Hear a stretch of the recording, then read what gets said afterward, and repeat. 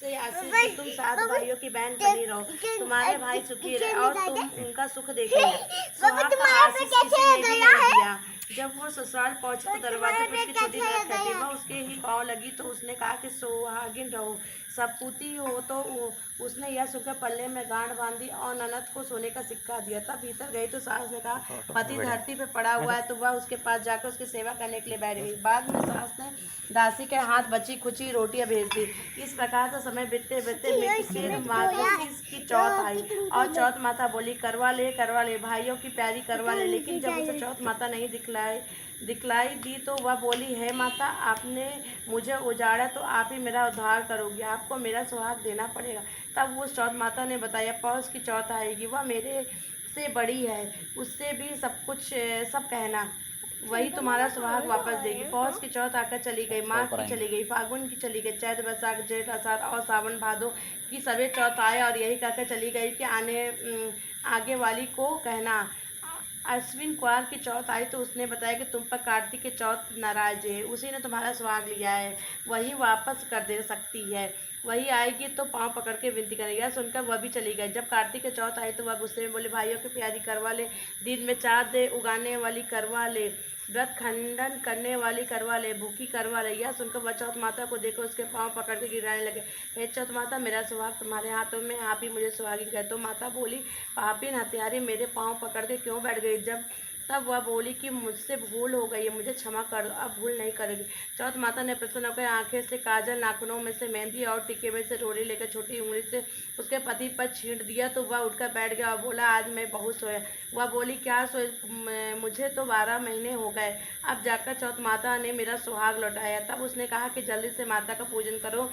तब चौथ की कहानी सुनी। करवा का पूजन किया तो प्रसाद खाकर दोनों पति पत्नी चौपड़ खेलने बैठ गए। नीचे से दासी आए, उसने उन दोनों को चौपड़ पासे को खेलते देखा तो उसने सासू जी से जाकर बताया। तब से सारे गांव में यह बात प्रसिद्ध हो गई।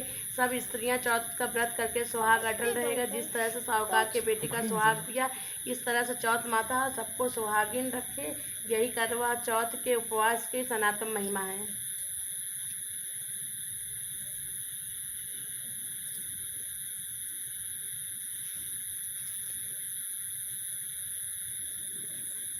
करवा चौथ व्रत कथा 2। यदि प्राचीन काल की बात है, एक बार पांडु पुत्र अर्जुन तप करने के लिए नीलगिरी पर्वत पर चले गए। इधर पांडवों पर अनेक मुसीबत पहले से ही थी। इसने द्रौपदी से शोक विहल हो कृष्ण की आराधना की। कृष्ण उपस्थित हुए और पूछा कहो तुम्हें क्या कष्ट है? द्रौपदी ने हाथ जोड़कर कहा प्रभु मुझे एक क्या कष्ट है, आप तो स्वयं जानते हैं, आप तो अंतर्यामी में मुझे कष्टों के बोझ से विहल कर दिया है। क्या कोई ऐसा उपाय है जिससे इन कष्टों का छुटकारा मिल सके? तुम्हारा प्रसाद ही उत्तम है। द्रौपदी कृष्ण मुस्कुराते हुए बोले प्रभु मुझे फिर मुझ दुखी नारी का कष्ट दूर करने का उपाय बताया। द्रौपदी ने कहा यदि प्रश्न एक बार पार्वती जी से शिव जी ने किया था, तब शिव जी ने करवा चौथ का विधान बताया। द्रौपदी ने कहा फिर प्रभु करवा चौथ की जानकारी मुझे भी दीजिए और उनकी कथा कहिए। तब कृष्ण ने एक पल सोचने के बाद कहा दुख सुख तो सांसारिक माना जाता है, प्राणी उसमें सदा ही लिप्त रहता है। मैं तुम्हें अति उत्तम करवा चौथ व्रत कथा सुनाता हूँ, इसे ध्यान से सुनो। प्राचीन काल में गुड़ी विद्वान धर्मपरायण एक ब्राह्मण रहता था। उनके 4 पुत्र तथा एक गुणवती सुशील पुत्री थी। पुत्री ने विवाहित होकर चतुर्थी का व्रत किया, किंतु चंद्रोदय से पूर्व ही उसके सुक्षा ने बाध्य कर दिया। इससे उन्होंने स्नेही भाइयों के छल से पीपड़ की आन में कृत्रिम चंद्रमा बनाकर दिखा दिया। लड़की ने अन्न देकर भोजन खाया। भोजन करते समय उसके पति की हृदय गति बंद हो गई। इससे दुखी होकर उसने अन्न जल त्याग दिया। उसी रात में इंद्रायणी भूमि चरण करने आई।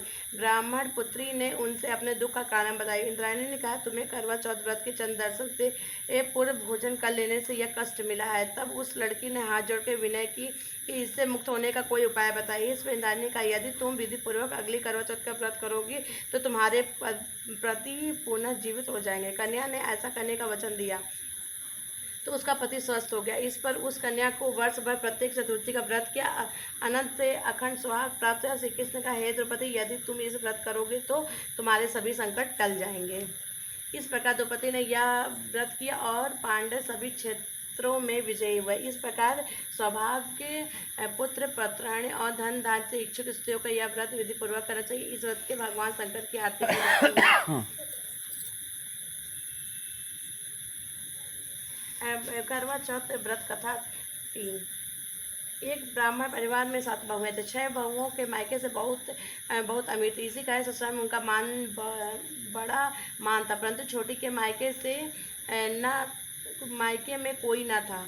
वह घर का सारा कामकाज करती, उसकी सेवा करती थी, पर कोई भी उसे प्यार नहीं करता। सभी दुत्कारते थे। 30 त्योहारों पर भी जब उसके मायके से कोई ना आता तो वह दुखी हो जाती। हर वर्ष इस वर्ष भी करवा चौथ का व्रत है। अन्य बहुओं के मायके से सब छोटे भाई करवा लेके आए। वह छोटी के मायके से यदि कोई होता तो करवा लेकर आता। सास भी छोटी कोई खरी-खोटी सुनाती थी। वह दुखी होकर घर से निकल पड़ी और जंगल में जाकर रोने लगी। एक नाग बहुत देर से उसका रोना सुनता रहा। अंत में वह अपने बिल से निकला और छोटी बहू से पूछने लगा, बेटी क्या बात है, तुम क्यों रो रही हो? छोटी बहू बोली, आज करवा चौथ है, मेरा कोई भाई नहीं। यदि मेरा कोई भाई होता तो आज जरूर करवा लेकर आता। नाग की छोटी बहू पर दया आ गई। नाग ने कहा, बेटी तुम घर चलो, मैं अभी करवा लेकर आते। थोड़ी देर बाद नाग छोटी बहू के ससुराल पहुंचा। ससुराल वाले इतना सामान देखकर चकित रहे। सास भी प्रसन्न हो गई। सास ने प्रसन्न मन से छोटी बहू को नाग देवता के साथ भेज दिया। नाग देवता ने छोटी बहू को अपना सारा माल दिखाया, कहा जितने दिन चाहे आराम से रहो, मन चाहा खाओ, मन चाहो पहनो, पर यह बात का ध्यान रखें, सामने रखी नाथ कभी मत खोलना। छोटी बहू सारा समय महल में आराम से काटती, पर नाथ के बारे में उसकी उत्सुकता बढ़ती गई। एक दिन जब घर में कोई ना था तो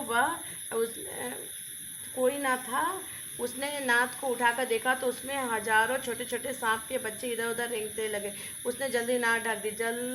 जल्दी में एक सांप की पूंछ नाक के नीचे आकर कट गई। सांप को नाक के आने पर छोटी ने अपनी गलती स्वीकार कर, नाग ने भी उसे क्षमा कर दिया। जब छोटी ने ससुराल जाने की इच्छा की तो धन रत्न आदि देकर विदा किया। छोटी के ससुराल में अब उसकी बड़ी इज्जत होने लगी। जिस सांप की पूंछ कटी थी उससे सभी बांडा कहकर तंग करते थे। एक दिन उसने अपनी माँ से पूछा कि मेरी पूंछ कैसे कटी? माँ ने बताया, छोटी बहू के नाद उठाने पर जल्दी से रखने पर तुम्हारी पूंछ कट गई। तो वह बोला, मैं छोटी से बदला लूँगा। माँ ने बहू समझाने पर भी एक दिन चुपचाप छोटी के घर जा छुपा और मौका पाकर उसे काटने के सोचने लगा। वहाँ छोटी बहू ने उसके सास में किसी बात पर बहस हो रही, तभी छोटी कसम खाकर कह रही थी कि मैंने ऐसा नहीं किया। वह कह रही थी कि मुझे बांडा भैया से प्यार कोई नहीं है, बांडा भैया से प्यारा कोई नहीं है। उन्हीं की कसम खाकर कहती हो कि मैंने ऐसा नहीं किया। बांडा ने जब यह सुना तो सोचने लगा, जो मुझसे इतना प्यार करती मैं उसे ही काटने आया। वह चुपचाप घर चला गया। माँ ने पूछा, ले आए बहन से बदला? वह कहने लगा, माँ बहन से कैसा बदला? तभी तो बांडा भाई और छोटी बहन हुए। भाई प्रति वर्ष चौथ के दिन करवा लेकर जाता और बहन बड़े प्यार से करवा चौथ का व्रत करती है। करवा चौथ व्रत का पूर्व। प्राचीन काल में करवा नाम की एक स्त्री अपने पति के साथ नदी किनारे एक गांव में रहती थी। कार्तिक मास के कृष्ण पक्ष के चतुर्थी को चौथ के दिन उसका पति भी नदी में स्नान करने निकले। स्नान करते समय एक मगरमच्छ से उसका पैर पकड़ लिया। वह करवा नाम लेकर जोर जोर से अपने पत्नी को पुकारने लगा। उसकी आवाज़ सुनकर उसकी पत्नी दौड़ी और उसने मगर की कच्चे धागे से बांध दिया। मगर को बांधकर वह यमराज से यहाँ पहुँची। यमराज से बोले, भगवान मगरमच्छ ने मेरे पति का पैर पकड़ लिया था, मैं पैर पकड़ने का अपराध में आप अपने बल से उस मगरमच्छ को नरक में ले जाओ। यमराज ने कहा, अभी मगरमच्छ की आयु से आता, मैं उसे नहीं मार सकता। इस पर करवा ने कहा, यदि आप ऐसा नहीं करोगे तो मैं आपको श्राप देकर नष्ट कर दूंगी। यह सुनकर यमराज जल गया और इस पवित्रता स्त्री करवा के साथ जाकर मगरमच्छ को उन्होंने यमपुरी भेज दिया और करवा के पति को दीर्घायु प्रदान की। उसी दिन से यह करवा चौथ मनाया जाती है और सुहागिन स्त्रियों द्वारा व्रत कहता है, करवा माता, जैसे तुमने अपने पति की रक्षा की वैसे सबके पतियों की रक्षा करना।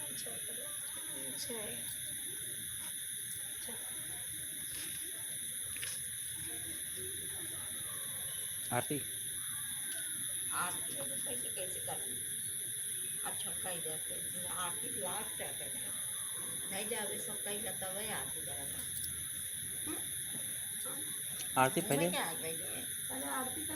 आरती करते। हाँ, फिर लास्ट में तो वही रखोगा। ठीक है, किस चीज़ से करें आरती? ये दिया उठा दे।